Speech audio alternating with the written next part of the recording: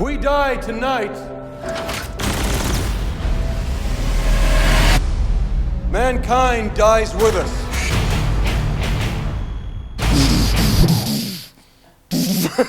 I'm fanboying a little bit here, and those of you who know me know that I don't do that. I caught on to all the little fun hints and nods that are in Genisys. I'm gonna tell you all about it. I'm Gabe Ho-Writer, this is #News. Now, Terminator Genisys kind of screws with the entire Terminator narrative. We made an entire video of just talking about the timelines. Go check that out when you're done watching me talk to you about Easter eggs. Let's get into it. Early in Genisys, there's a shot-for-shot remake of a portion of the original Terminator.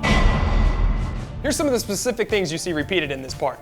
Naked Arnold arriving. The trash guy, the shot overlooking Los Angeles. The entire Kyle Reese arrival section, including how he steals some homeless guy's pants. There's that cop that starts chasing him, only now it's a T-1000. Wait, how can they change time like that? More on that in the timeline video. Kyle Reese and the T-1000 repeat the whole department store chase sequence, including the shameless nod to Nike shoes. Why do they remake it all instead of just using the original footage? Another company owns the rights to it, and they couldn't get them. Sorry. They had to make some slight tweaks though because of the lower film rating. They had to cut out Arnold's member.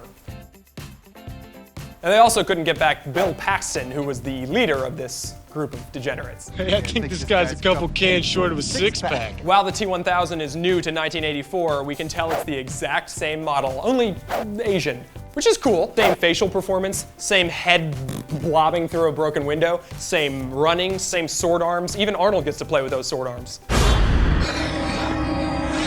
Hello, Sarah Connor. Fun fact, the producers actually went back to Robert Patrick, the one who played the original T-1000, and asked him if he'd like to reprise his role, to which he responded, "No, I'm old now. I don't run anymore. I have a bad hip." And so they offered him a cameo as an old man who gets to sit in a comfy chair. Nice going, Robert. I'll be back. Sarah Connor gives us the classic line, "Come with me if you want to live." not as epic as when Arnold says it. Come with me if you want to live. Way better than Kyle Reese from the original. Come with me if you want to live. Right. After that line, Sarah Connor says, Now, soldier! she plays a lot better now that she's a badass, way more than in the first one when she's a waitress pretending to be tough. On your feet, soldier! In Genisys, before Kyle Reese is sent back, he's giving the exact same cheesy message from John Connor that he gave to Sarah in the original Terminator. You must survive or I will never exist. It's very heartwarming. Thank you, Sarah, for your courage through the dark years. And cheesy. Kyle Reese's ominous description of Terminators and how they operate in the first one, repeated now by John Connor about himself as a new form of Terminator. It can't be bargained with. I can't be reasoned with, It doesn't feel pity. or remorse, or fear. Pretty awesome. Just like in the past Terminators, where he's quick to point out he'll live, the Terminator's always eager to point out when he hasn't killed someone. Oh, great. That's just great. I did not kill him.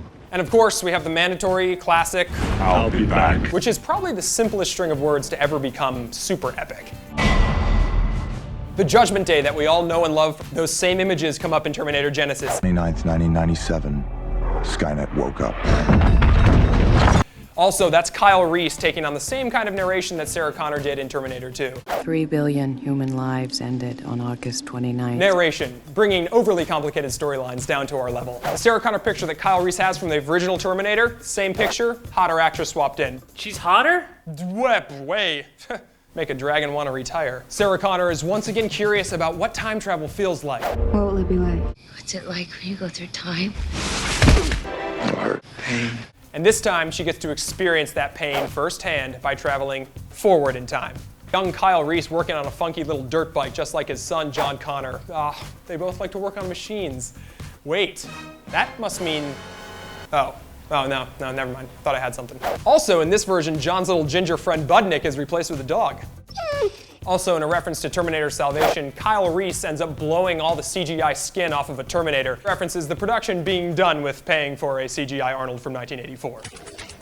Also, we see some more Terminator positivity with the classic thumbs up that we know from Terminator 2 as he goes into a lava pit. Or maybe he means a thumbs up in a kind of Middle Eastern sense where it's like right up your, you know. This would make sense because the Terminator is kind of a rude guy. You're gonna kill that guy! Of course, I'm a Terminator. Also the moment where he says, Bite me. probably a reference to the original Terminator's F you a-hole moment, which PG-13 can't really come close to. Fuck you, asshole. In Genisys, a T-800 is sent back to 1973 in a flashback where we see that it once again found an entire leather outfit to put on. Boy, these things have something for leather. I wonder what else they like. Moving on. Do you recognize this boombox? Yeah, this is a double Easter egg because not only does John Connor use it in Terminator Salvation, where he plays Guns N' Roses, just like he did in Terminator 2.